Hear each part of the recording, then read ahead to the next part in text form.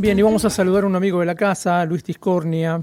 Con frecuencia lo solíamos tener de visita aquí en la provincia de Misiones, el secretario gremial de la CONADU, histórica, y el tema que esta mañana hemos elegido de algún modo para desarrollar es la inminente asunción de un presidente que, si me decían hace un año que Milei iba a ser presidente de la Argentina, nadie estaba, al menos yo no pensaba que una cosa así iba a ocurrir. Ha ocurrido, es un hecho, y entre sus principales amenazas está la de un ajuste de niveles nunca vistos en nuestro país, que incluye a todos los estamentos del Estado. Las universidades nacionales son parte de esto.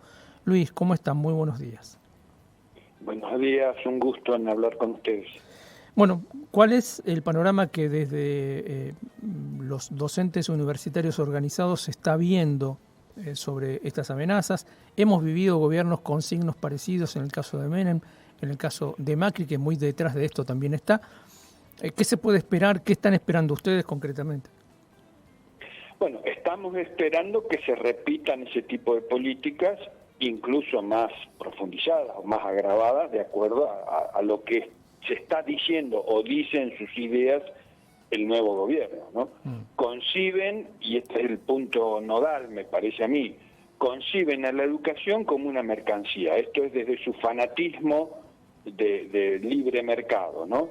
Conciben a la educación como una mercancía, por lo tanto una forma sencilla de ver qué pasa con eso es lo que pasa con todas las mercancías.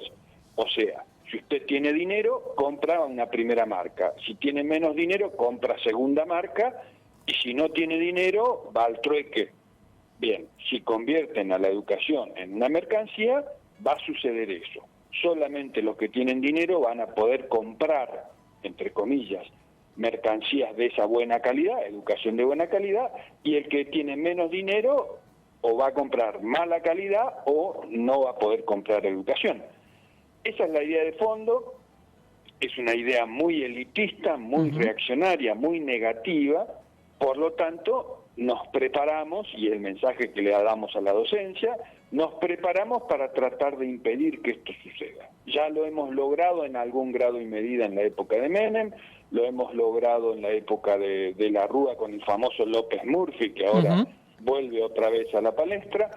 Bueno, gran unidad, conversar mucho, discutir mucho, tomar a aquellos que incluso equivocadamente votaron a Milei, diciendo, bueno, pero se dice y se dijo en los últimos días de campaña que el ajuste no iba a caer sobre la gente. Bien, vamos, toda injusticia y todo ajuste sobre la gente lo tenemos que frenar. Con mucha amplitud, con mucha unidad y con mucha inteligencia. Ese es hoy por hoy es eso. Hay que esperar ahora cuáles son las medidas concretas que suponemos que van a ser de ajuste. Bien, primera cuestión o dos cuestiones.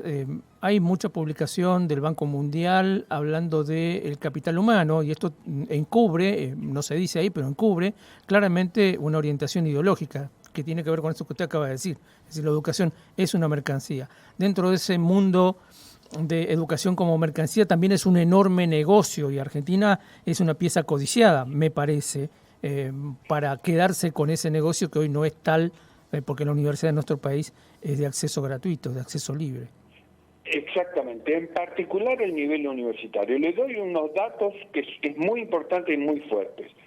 Brasil tiene más de 200 millones de habitantes, la Argentina tiene 46 millones. En la Argentina estudian casi 2 millones, 1.800.000 jóvenes en las universidades estatales. En Brasil, con 200 y pico de millones de habitantes, en las universidades estatales estudian casi lo mismo, 1.700.000, 1.800.000 jóvenes.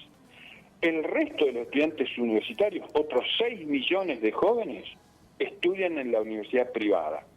Mientras en la Argentina el 80-90% de los jóvenes estudian en la universidad estatal gratuita y con ingreso libre, en Brasil, con 220 millones de habitantes, el 80% de los jóvenes estudia en la universidad privada, pagando obviamente. Por lo tanto, es lo que usted dice, es un negocio ya a nivel empresarial, digamos, es un negocio que muchos capitales lo ven con mucha ansiedad, y en la Argentina, producto de este desarrollo particular que tuvimos nosotros, en particular décadas de lucha de sectores sociales de los trabajadores y sectores medios, bueno, lograron esta cuestión que es tan importante, que la universidad sea gratuita y de ingreso libre. Eso nos permite avances en el desarrollo cultural, económico, muy importante, que nos diferencian de otros países, aún dentro del abanico de los países, llamémosle, dependientes, ¿no? Nosotros todavía tenemos un problema, que es que no tenemos autonomía económica plena porque somos un país dependiente. Una cuestión más que me parece que es importante. Se nos ocurre que todo esto también ha tenido que ver con un cierto proceso o de desmovilización. ¿Cuál es la mirada también hacia adentro de las organizaciones, dado los resultados que tenemos? Digamos, ahora hay que volver a broquelarse, quizá volver a salir a las calles, pero bueno, ¿cómo lo ven a ese proceso ustedes o cómo lo están analizando?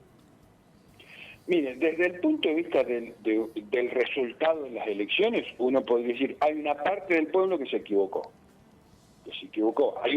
Uno puede decir, en la Argentina un 10-15% es la derecha tradicional, es gente que vota coherentemente esas maldades, o sea, que la mayoría sufra, que pocos tengan educación y que el país sea más dependiente. Bueno, esa es una minoría que es coherente votando esto.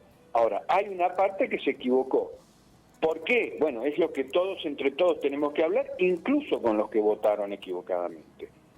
En principio, las políticas actuales no resolvieron, ese es un problema. Entonces hay mucho enojo y hay mucha bronca, porque no se resolvió, la pobreza o continúa o incluso se agrava, la inflación se agravó, bueno, eso hizo que ante la falta de respuesta se buscara un camino equivocado para tratar de salir.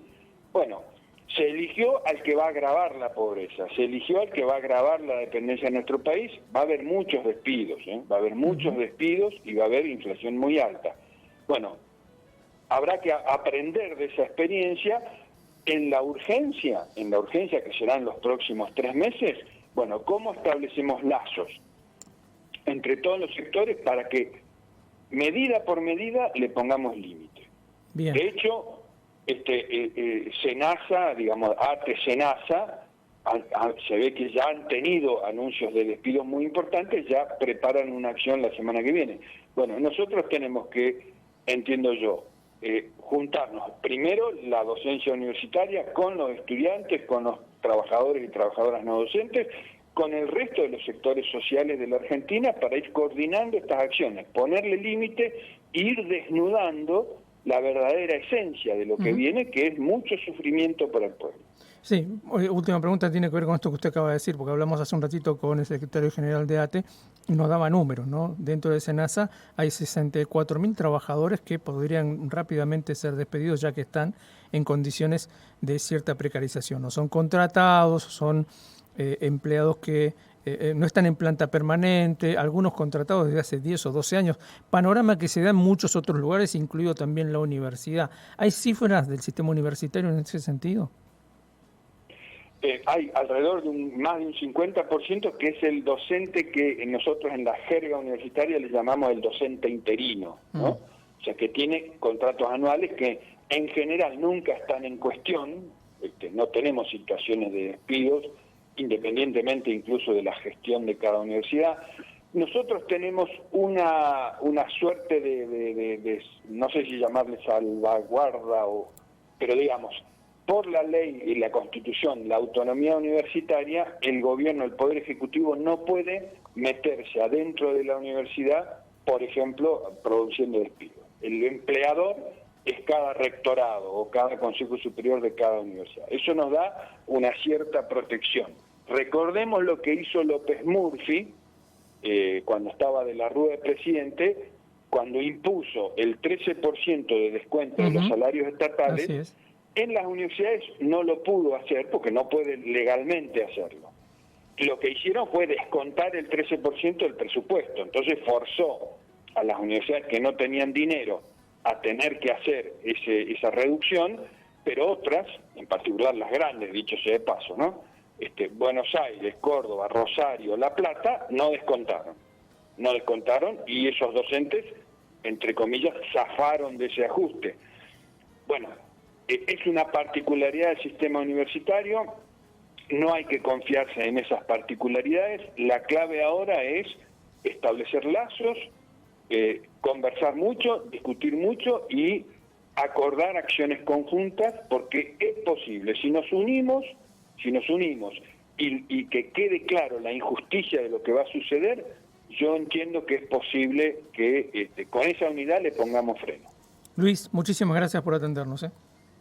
No, por favor, muchas gracias a ustedes, un gusto. Luis Tiscornia, secretario gremial de CONADU Histórica, charlaba con nosotros. La CONADU Histórica es la confederación que mayor número de universidades, de gremios de docentes universitarios de base reúne, ¿no?